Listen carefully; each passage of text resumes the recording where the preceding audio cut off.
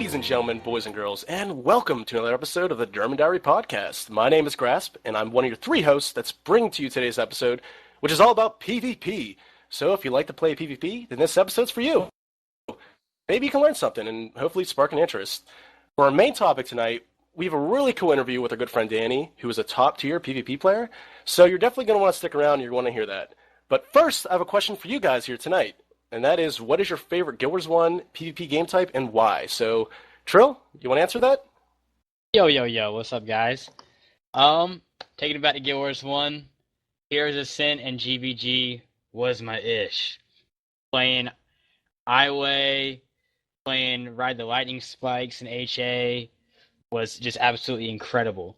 And then in GVG, having the perfect balance comp, oh my god, playing on Wizard's Isle, that was probably one of my favorite maps to play on. That was just, if I could go back and relive that. I remember sitting in Spanish class when I was like a freshman in high school, just watching GVG matches. Like, I was obsessed with it. So yeah, I was obsessed with that, dude. Obsessed. I'm obsessed with saying obsessed. That stuff was intense. How about you, Switch? My big thing with PvP was alliance battles. So I played Guild Wars 1. And I remember doing a lot of like random arenas before I even had a max level character. But once factions came out, that was when I really got into the game. And alliance battles was totally my thing. I feel like it was a huge precursor to World vs. World, just having a sort of PvP game type where no matter what you did, it actually played a role in the world was just amazing to me. And I was Cursic all the way. So Ew. Yeah. What about you, Grasp? Bro? Suxton all the way. For me, yeah, Suxton's all the way. There's another word, I'm not going to say that. But yeah, my favorite game type in Guild Wars 1, I wasn't much of a PvPer, but I liked random arenas. I guess I just liked the thrill element, like not knowing what you're going to get. But I definitely was a troll. I was Necro, blood is power, and kill yourself before the match started. But I guess I also liked the hero battles. They took that away. And the same kind of thing there. I was really trolly. I would just bring these team comps where I had like all pets and all minions and spirits. So he was like the Forrest Gump of PvP. Yeah. Box of chocolates. Never know what you're going to get. Exactly. And I was the box of chocolates element. All right. Well, not a lot going on in Guild Wars 2 this week. Firstly, kind of a big announcement here. They have finally announced when raids are going to start, and the date for that is going to be Tuesday, and it's November 17th. The hype is real. Aside from that, there's been a couple gem store changes. There was a new Lissa outfit that was added, and that's adding to the other god outfits that they have going on right now. Seems to be sort of trend that ArenaNet's doing. So joining the Baldassar and Dwayne outfit, we have Lissa. Aside from that, there was also some harvesting tools added, and they're sort of these weird bug-like flute things. I don't know. I'm probably not buying one, but they're cool, I guess. And since the Halloween stuff ended, a lot of that, those items are sort of leaving the gem store. I know the outfits are already gone, and at least from the time of recording this podcast, some of the other little like finishers and things like that are still in the store, but they're probably going to be gone by the time you guys hear this. And sticking with the PvP theme, Call of the Mist is going on right now in PvP. And what does that do to you who don't know? There's a 10% increase in PvP rank point gain, 15% increase in reward track progress, and 100% increase in magic finds. And that's all due to the current monthly tournament going on. And you can tune into the official Guild Wars 2 live stream on Twitch to catch what's going on with that. And even if you miss it, I'm sure you'll be able to still watch it back, but don't quote me on that. And I know that this tournament's going to have the top PvP players competing for a grand prize of over $3,000. So that's pretty sick. You realize how many gems that is? That's a lot of gems. That's a lot over of 9,000. So that concludes the news. And now we're going to move on to the interview between Trill and Danny. Let's check it out. Hello, the Durmand Diary listeners. Welcome to Guild Wars 2 Sports Center. It's your boy Trill, and I'm here with a good friend of mine, Imprezer, otherwise known as Danny, or mostly known as Danny, sometimes known as Imprezer. But yeah, they call me the legend sometimes too. True. So we're here to talk about PvP. Danny's probably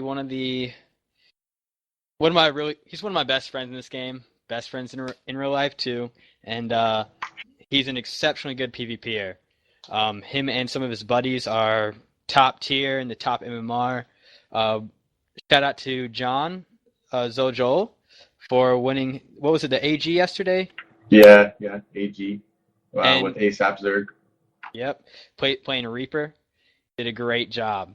But we're going to have a little interview with Danny here and kind of discuss some PvP in the game since Heart of Thorns launch and what we think's about to happen, and we'll go from there. So Danny, what's your background in PvP? So I've been doing it. I was always kind of on and off with it ever since I started the game. I'd say starting last year around September, I started going kind of full tilt, just balls to the wall, nonstop PvP. That's all I really did. After the 6.23 patch where they changed the trait lines and everything, I started multi-classing or trying to multi-class a bit more. Then I just ended up just maining Guardian and Ranger. But yeah, basically that's it. Just I don't PvE. Just I don't leave the mists. That's my life. So like you said, you play Guardian and Ranger. Are you playing the elite specs of them, or what are you rolling with? Oh baby, that's not even a question. I didn't know that was up for negotiation. Yeah, Dragon Hunter is absolutely amazing. It's fun. I don't know if I necessarily agree with people saying it needs to be toned down a bit, but that's subject for argument for sure. And then Druid, I've been having the most fun with actually. I've always liked playing support classes more. So that was a great change in events. Power Ranger got really boring. It was pretty easy. I mean, not that Druid is really that hard either, but it's just a nice change of scenery for sure. Yeah, dude. I mean, we've been playing. I mean, you're there, man. With that support, everything. Like, dude, we're unstoppable when we're playing, man. When I'm running DH and you're on your Druid, and we're going against like I said earlier, with your MMR and you and everyone else we play with, like, it's incredible. Like, and since I just got to that point too, it's a lot more fun. But we were talking about metas earlier and how teams should be structured. In your eyes, what is the perfect meta? Like, what's the perfect team comp? I mean, for me, it always comes down to how you play your class. Right now, it's very open. I don't really think that there is like a perfect meta at this point. Things will change once the esports come out. But I mean, like, for example, you can take Noskok, who's arguably the best necromancer in the game, and he's amazing Condi necro. Like, no one touches him as a Condi necro, and you see a lot of people trying to play Condi necro and they just can't do it. And that's like I said, that just kind of goes to show what meta is right now. It's really about how you play. Like we were talking about John or Zojol the other day. He's a power necro. Yesterday in the AG, he was running a Selly build that no one's really seen before. And he wasn't the whole team running Selly? I think that's what they said. No, the Druid was full cleric, but they did have a lot of Selly on there. They definitely were taking advantage of it. I mean, it's a great amulet. Hybrid is kind of in my opinion, a broken thing, but we'll not touch that topic. But I mean, like, yeah, I mean, it's all how you play it, right? I mean, John was running Selly that game. He said he dealt about 900k damage and received like 600,000. I don't think he died more than once or twice. So I mean, it's impressive. Yeah. But for me, I think the best team you could have right now, I think Dragon Hunter is essential. I think the Druid is definitely essential. There's a lot of res potential with the Druid right now. A lot of team support. They have good CC. I mean, for me, they're great. They're pets. If you know how to use them properly, you can get some damage out with the smoke scale if you choose that. And then the electric wyvern is something I use. Its F2 skill for me is great for stomping or getting reses out because it's an uplift. So Druid's definitely up there. Reaper is essential. They're so strong. They can bunk so well. They do so much damage. The chill's amazing. It really helps you as a team. I mean, your team get lockdown burst. So that's another meta for me. Scrapper is a great 1v1 build right now. They can also do good AoE damage, so that's definitely something you can consider. I'd have to say Elementalist right now with the Auramancer. It's amazing. Great team support. Like that, an Auramancer mixed with a Druid right now is just it's crazy the amount of healing and boon sharing that comes out with that. And Revenant for sure. Definitely you need to be good at playing it. It's definitely a class I'd say that's a little bit higher skill cap.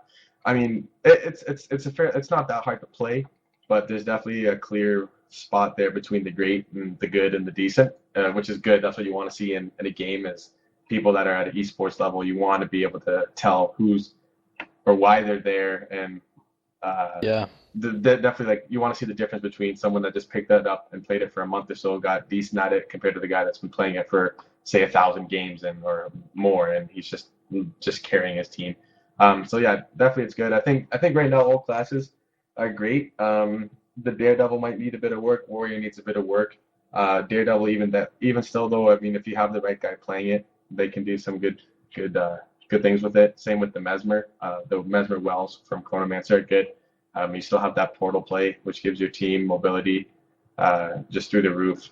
You can make some pretty clutch rotations with it and stuff like that. So like I said, man, meta, it's hard to say right now. I mean, I gave you my kind of select 5. That's about how it goes for me right now. Like when you were talking about how the Revenant has like, the good, the better, and the best. That's kind of how I feel with.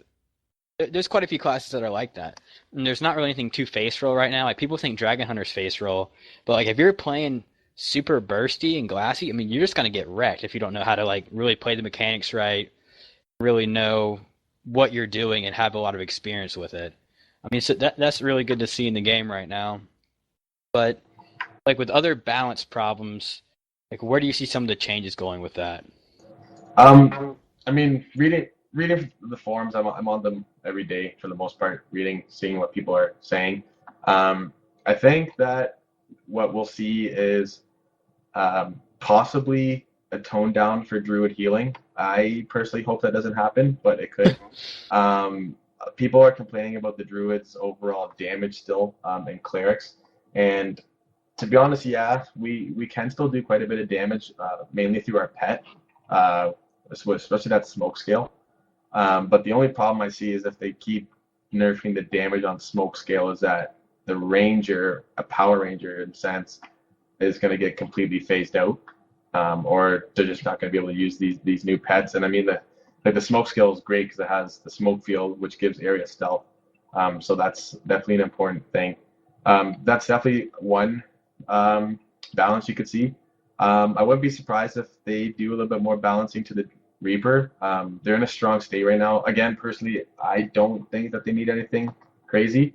I kind of like where they're at right now. Once again, I'm a healer class though, so I don't have to deal with them too much because I mean I can kind of just sit and I can out heal their damage. And Dragon Hunters, they're most likely going to get nerfed.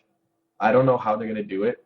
I don't know if the trap's going to get a higher cooldown or they're going to dumb down the damage. Fair. That'd be fair.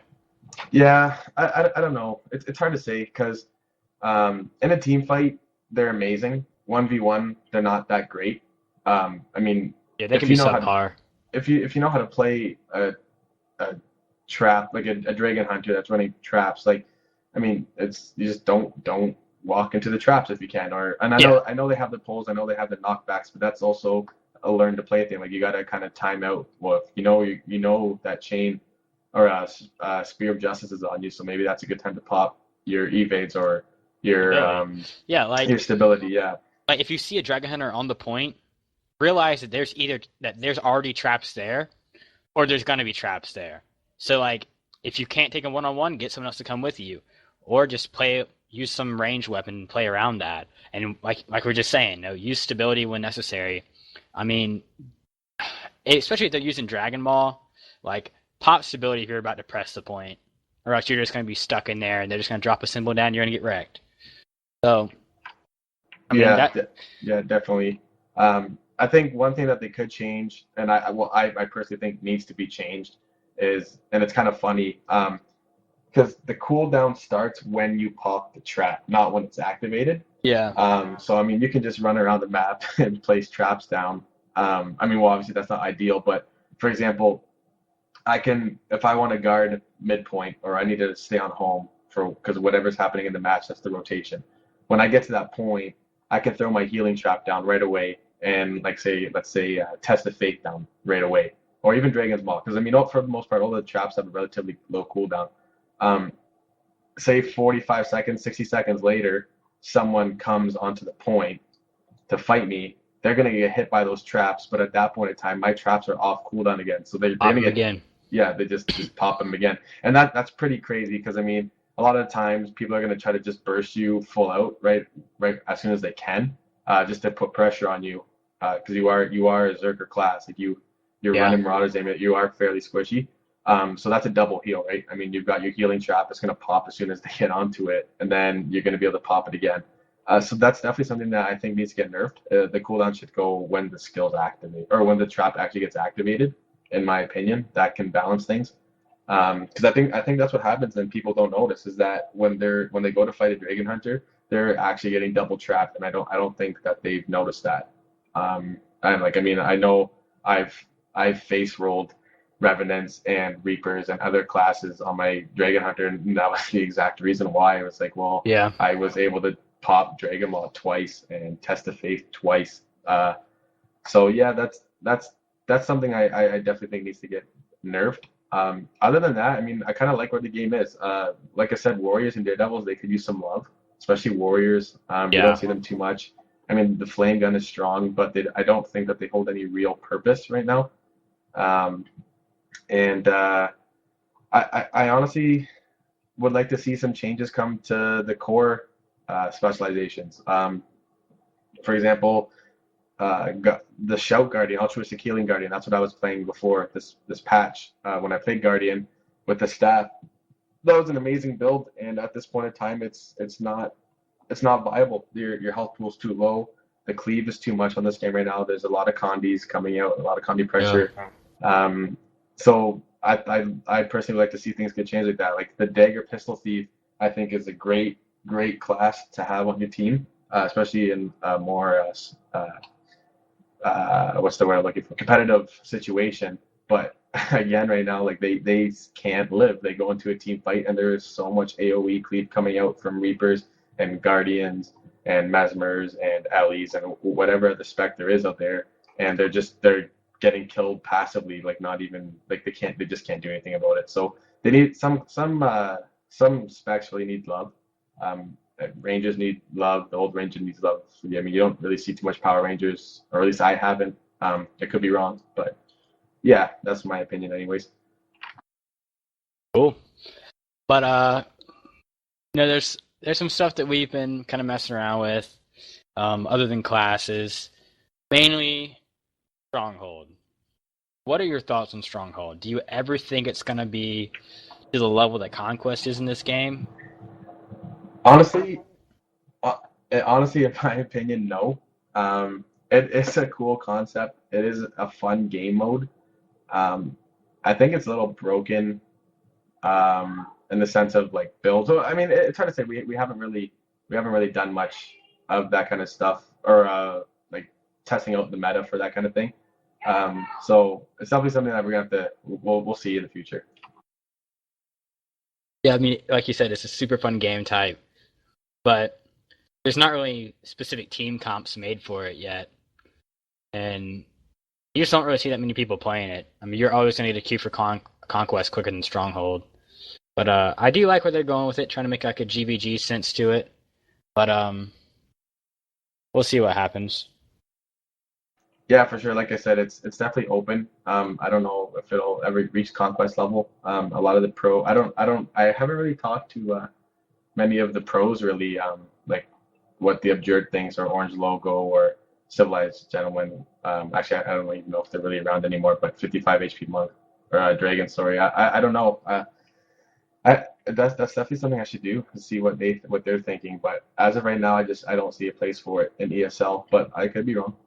It would actually be really interesting to hear some of the pros' opinions, just someone from a really higher standpoint than myself or some other people that I know. Yeah, like Talking I about said, that. these guys they're conquest heroes, right? I mean, that's all they've done. Courtyard obviously sucked. Skyhammer sucked. A lot of the new maps that they brought out, they just didn't make it to ESL, and for good reasons. Bring back Ready Capricorn. Yeah. I just think it makes people step out of their comfort zone. And to be honest, I like Stronghold. I think there's a lot of tactics behind it. But like for example, like I said, you can throw a druid on the Lord. Your Lord has a defender, and basically he can keep him alive against three other players. So I just think that the way the game is, the way that the meta stands, and the mechanics of the game, I don't know if I see it going esports. Yeah, there's a lot of potential with it. I think maybe if they up the player cap per team, it might make a better difference to it. Yeah, if they want a 10v10 kind of thing, Even 8v8. Yeah, 8v8. Yeah, that's definitely something that they could consider. I mean, the map is fairly big. Um, it would definitely add for more play. They base that map off of MOBAs, right? Like Yeah. there's a middle lane, a top lane, and a bottom lane, and it's you spawn your archers, you spawn your door breakers, and I know it's I can see where they came from. There's 'Cause potential. when you look at games like League of Legends and Dota, there is a lot of strategy behind that game, and I think that that's what they wanted to try to accomplish. So it's not that it's a bad idea. It's going to need its polishing. In the future, who knows? It could make its way to ESL. So we'll definitely have to see. Yeah. So here's the be-all, end-all question. What do you see going on with the leagues? Like, what are you excited about with it? What are you kind of bummed about with it? I just want your full input on this. I mean, honestly, the only thing I can really say about leagues is if you want to do well, you should just party up with me. I mean, there's nothing else to it, really. Oh, man. I mean, that's why I do party up with you, because you carry me. Yeah, no, but real talk. I mean, it's a cool idea. I would really like them to see. I would really like to see them bring solo queue back in, because when you rep your guild and whatnot in the regular queue, you're going to affect your guild's rating whether you're winning or losing. So that's going to be a big thing. So some of the serious PvP guilds I already know, like SPVP, Miss Initiative, which is Noscock's guild. You have to be at a certain rank to be able to rank or rep the guild when you're playing. So solo queue will be nice to have because you're going to see a lot more pre-mades. And for those guys that log on and their friends aren't on, or someone that's not really interested in a team per se, solo queue will definitely benefit them because they don't have to worry about going against those 5 pre-mades. I mean, other than that, I think the league system itself is good. It's going to help. I think it'll help balance the game more in the way of skill. You're going to be playing against people that are actually at your skill level. The MMR system right now doesn't work that well. So it's definitely going to be a nice change. Yeah, I'm really looking forward to it. I mean, there's just a lot of cool rewards with it. It's nice to have progression too, you know? I mean, that's what we've been wanting for a long time. Yeah, it's like I said, it's definitely a nice change of scenery. There's just more to do now than just hitting rank 80 and continuously getting that rank 80 rank up chest. So yeah, I mean, like we talked about this many times, but it was a lot more rewarding before they made the change for the ranks. I mean, you know, it took us like 6 months to hit like rank 20. Like it just felt like it took forever, and no one had hit rank or dragon rank, I think, before they had the patch. I think someone's really close to it, or one person might have hit it.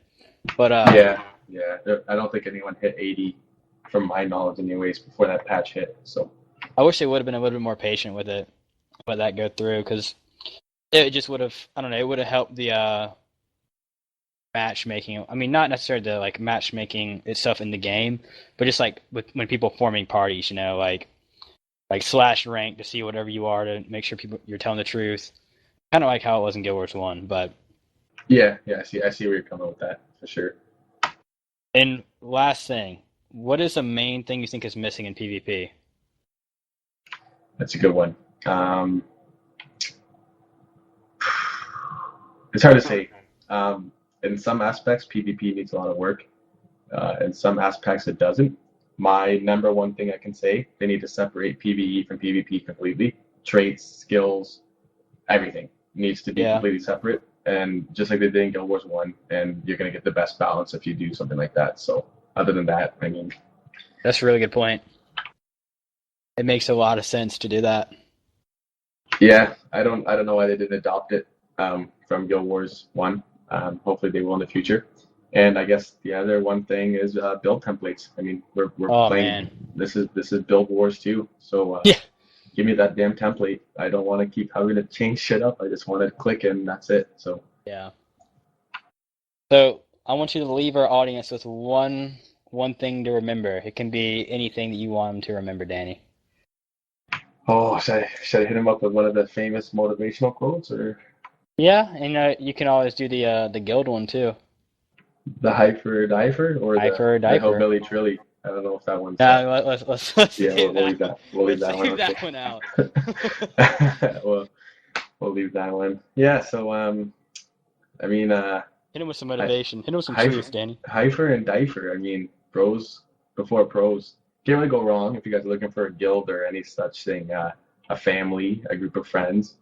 A chance at success in the future. PVX Guild Extraordinaire. We're the guys to look for.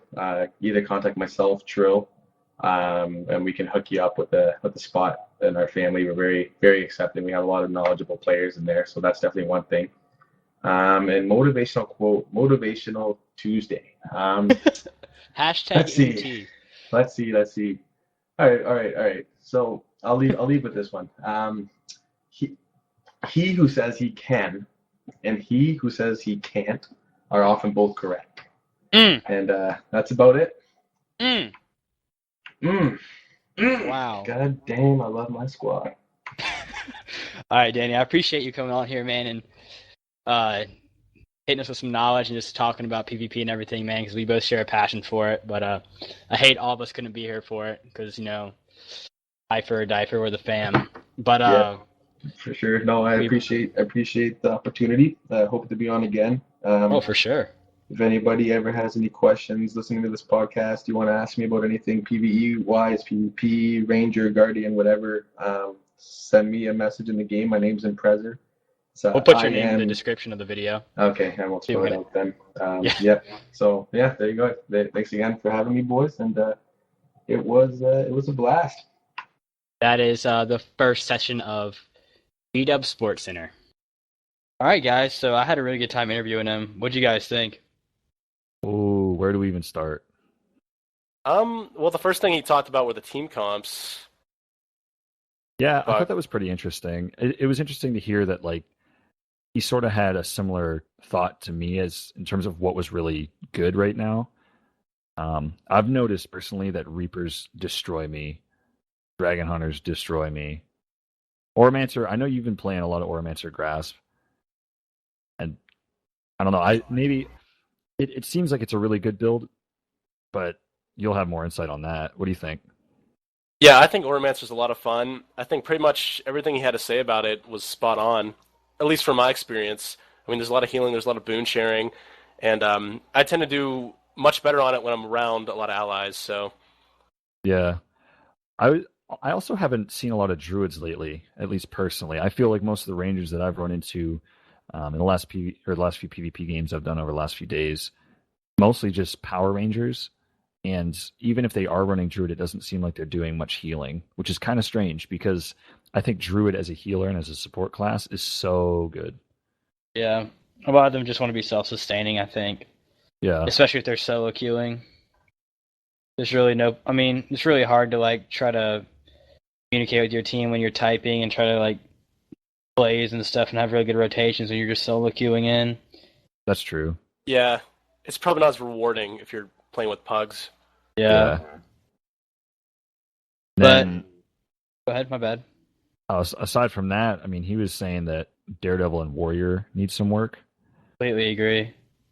You do? Yeah. I felt Daredevil was in a good spot, at least when I was playing it, but I guess I can see why it's weak. Like he said, like, it all depends on the person that's playing it. But when it comes to Berserker Warrior, it really... I mean, granted, they did just buff it. Not Yeah. substantially, but it is a little bit more viable. I mean, and just like me and Danny were saying, like the Flame Gun Warrior is like the only thing you can really play. It hits like a truck, but it's just I don't know, just not really that fun, and you're just not going to see it a lot because there's better things to play. Yeah, I'm just not seeing the Berserkers like I'm seeing, Druids and Dragon Hunters and Reapers. Yeah, exactly. I personally noticed that whenever a warrior does come up to me, which I'm assuming that they're in Berserk, they usually kill me pretty fast. But I don't know. I mean, you were playing warrior for a bit in PvP Trill, at least when the expansion first dropped. Do you find that the class wasn't really that good unless you were in kind of that Berserker stance? Oh no! Like, well, there's the utility Berserker stance, which makes you immune to conditions and grants adrenaline when you're in combat. But then, like the actual Berserk, like when you go Berserk when you're in that elite spec, it does like it changes your burst skill to a primal burst, and you get like a big red glowing effect. It's pretty cool. Yeah, it's easy to spot. Yeah, and you can pretty much have perma stability. You can have quickness when you attack, faster adrenaline gain. You can knock off. I think it's like 3 burst skills in one Berserk mode. That's pretty cool. But it's just if I'm gonna play warrior, I'd rather play my great sword, axe shield, rampage build. It's still more viable than the Berserker is, in my opinion. I gotcha. I think Warrior was in a better place before the expansion by far. You saw it played a lot more in higher level PvP and tournaments. So would you say that that's something you'd like to see change then? I mean, yeah. I mean, definitely I'd love to see every class be pretty balanced. I think Berserker, the purpose of Berserker is to have more Condi potential with the Warrior. And I mean, I guess it does grant that. I mean, there's some really cool things with it. Some of the utilities are really cool. The elite's awesome. The headbutt elite, but it's just lacking in my opinion. Every other class got this just like awesome new mechanics for their class, and some Warriors just like, oh, you get to press like a new button now. Yeah. Yeah. I mean, it doesn't do it for me, and that's why I'm playing Dragon Hunter now. I feel so sick cheating on my warrior like this, but One thing I've noticed actually is a lot of the thieves I run into, I don't know if they're playing Daredevil, or at least if they are, I don't feel like they're really utilizing it for what the class was sort of created for. Whenever I play Daredevil, I use staff. I usually run staff and then dual pistols as my second set.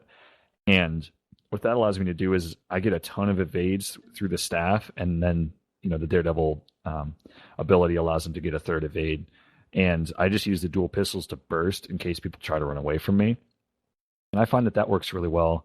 But every time that I run into another thief, I usually don't see them running staff.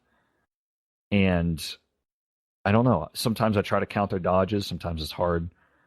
But I don't know how many people are actually playing the Daredevil spec.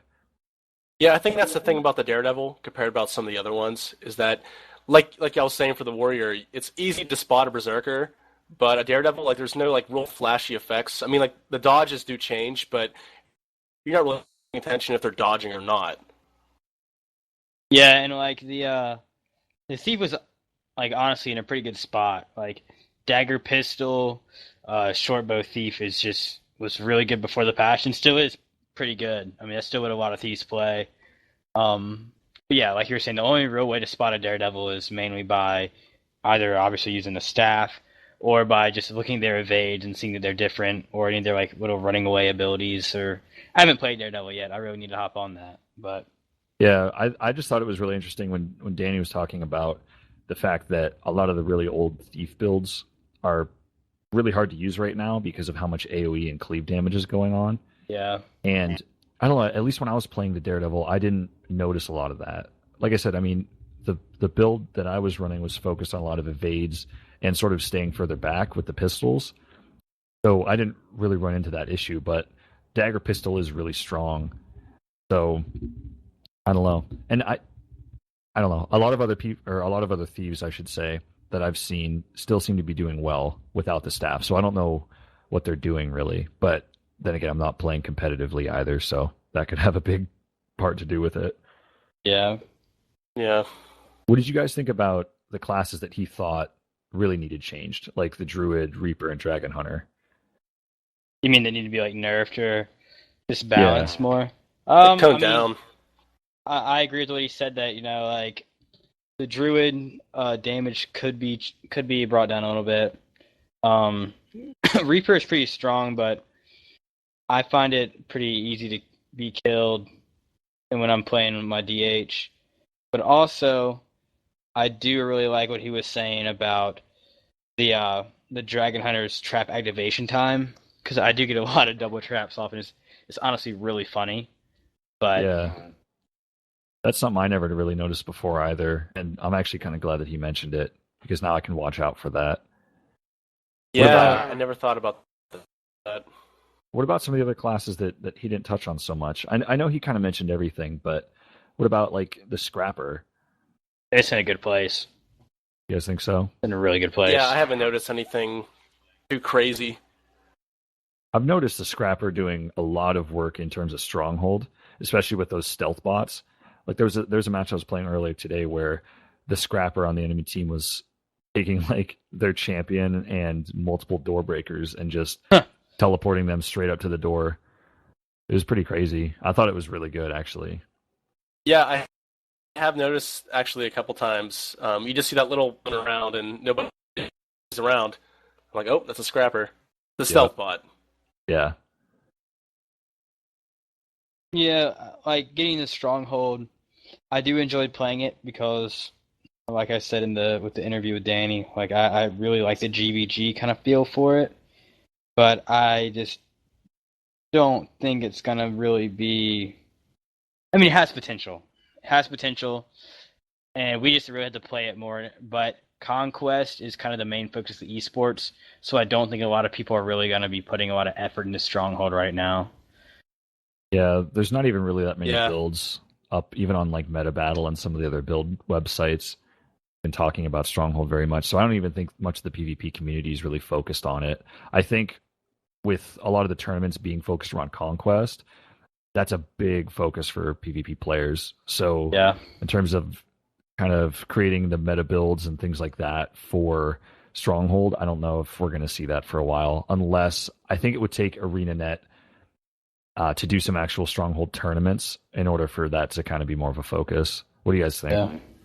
Yeah, I agree. I think if you're going to focus on, game type, it's going to be Stronghold or a Conquest. One of the other. I think focusing on both of them is just kind of unfeasible. Yeah. Yeah, I think that Conquest is honestly just a better way of having an esport. I like the rotation aspect of it a lot more than I like having to get supply to make breakers and archers. And I mean, like I said, Stronghold has a lot of potential. It's got really cool concepts, but I just really like the Conquest way of playing. Yeah. I really like out-rotating other teams and stuff. I just jumping into big team fights and just wrecking everything. It's going to be interesting to see kind of where the leagues push Conquest more as well. Like, I feel like PvP is really going to settle in with Heart of Thorns once these leagues actually come out. Oh, and for people sure. can start participating in more of that. And like Danny was saying, how it's going to really make it, you're going to be able to play with people of your same skill level, which is going to be huge. It's like, that's important. It gets old. Like, it gets old when there's people that just have no idea what's going on. They don't want to communicate. And it's like, how are we at the same level? Like, are we even at the same level? Like, what is going on? Yeah, it's really nice to see some PvP progression. For sure. Yeah, it really needed that. I mean, the reward track system was nice. I remember before that was even a thing. But it's just not enough. And is the whole reward track, or sorry, not the reward track, but the progression, is that going to be all about the back piece? I think it's going to be really, back piece is going to be just that final reward you can get. But it's mainly going to be for the Pro League type stuff. Oh, true. Yeah. But which is a good thing. Yeah. finally, I mean, separating the skills from PvP and PvE in the build templates are probably the largest things that they could do to just make PvP better and make the game better overall. I agree. You know? Yeah, Like totally. Guild Wars 1, having separate skills was great, but also having build templates for PvE and PvP and also World vs. World, that'd be huge. Yeah. Yeah, I know now the game kind of saves your builds, because I notice when I go into World vs. World, I have a different build equipped than I do in PvE or PvP. So that's nice, but it'd be nice to actually have a list of my saved builds to choose from. And then that makes builds really easy to share too. Back in Guild Wars 1, it would you'd get a key and you just copy that into chat, and then anybody can pick up your build and load it immediately and save it, and then everybody's happy. So it was great for getting team comps. Yeah. Hey, what you running? Let me link it in chat real quick. Yeah, it was perfect. Yeah, I think there needs to be a way, like, if you pull up on this map, you can load this build. It needs to be that easy. And I think even if the assets, take a lot, to implement this feature, I think it's definitely worth it. It's what the community needs. What they've been asking for, too, for a long time. Pretty much since the game came out. Yeah, 2 more things that could really improve the game are guild capes and Cantha, but that's for a different time. That's a different topic. A whole podcast is going to be just on capes. And Cantha and capes. Perhaps one day. Well, I think that's going to wrap up. Yeah, I think that's going to wrap up today's podcast. So, as always, we really want to hear you guys' feedback. We want to know what kind of questions you have and what you want to hear from the podcast in the future. And in order to get in contact with us to do so, we have a Facebook page. That's just facebook.com/the Durmand Diary. You can get a hold of us on Twitter. That's @the Durmand Diary. And by email, and that's the DurmandDiary@gmail.com. Finally, our website is thedurmanddiary.com. Pretty simple and self-explanatory. If you're listening in, there are multiple ways that you can do so. So find whatever way is most convenient for you. We have all of our episodes that are posted on our YouTube channel, as well as on SoundCloud. And going to that SoundCloud would allow you to download the episodes for free in an MP3 format if you prefer to, save it and then listen to it on a plane or wherever you want to. And we actually, as of this week, the Durmand Diary is now on iTunes. So for all you Apple fans and Apple users, you can all tune in through iTunes and have any new podcasts pushed directly to your device, and you can stay current with us that way. And we are working on getting ourselves up on Stitcher and TuneIn as well. Those are a couple other like podcast broadcasting services. So we'll be up there soon. And finally, I just want to give a few shout outs. As always, our music is done by Corvus, and you can find him at youtube.com/user/Corvus Plays. He actually just released a new track this week, and it's really, really, really good. All of his music, he does a lot of stuff that's really Guild Wars inspired, and it's always amazing. Our podcast icon was created by Fuzzy Lombax 416. You can check him out at instagram.com/Fuzzy Lombax 416. And the final shout out is to our friend Ty for helping us out with production work. And I think that's it. So we'll see you guys on the next page of the Durmand Diary.